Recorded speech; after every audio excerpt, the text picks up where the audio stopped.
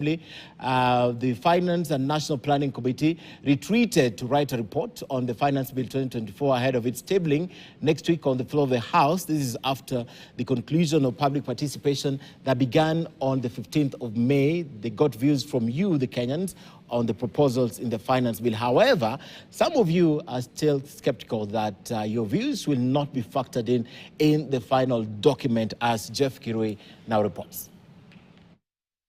With more than 600 Kenyans and stakeholders from various fields appearing before the National Assembly's Finance and National Planning Committee to give views on the proposed taxes, the committee is once again on the spotlight over concerns that most of the inputs in the 2023 Finance Bill were not factored in the final decision. We have participated in other public participation, and most of the issues we raised and the proposals we made were never put into use. They were ignored.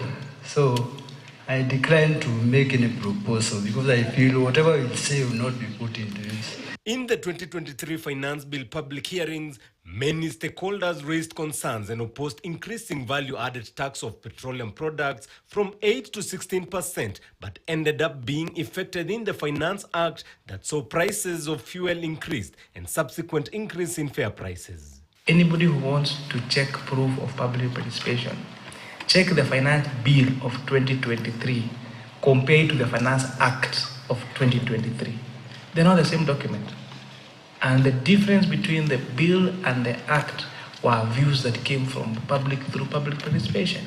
The proposed 16% VAT on bread and the 2.5% motor vehicle tax are some of the concerns that have unanimously been rejected during the public hearing sessions. Bread is staple food in Kenya, especially for low-income earners. The taxation will raise the cost of living with devastating impact on the economic welfare of the citizens. The committee is now expected to table the report in Parliament Tuesday next week, with the assurance that the views from Kenyans will play a key role in informing the 2024-2025 tax measures. As we retreat, we want to assure Kenyans that this was not an exercise in futility. We want you to hold us to account on the views that what the bill is and what the committee report is going to be. We are going to make sure that we accommodate as much as possible the views of Kenyans, even as we try to balance generating revenue to fund the budget estimates of 24-25.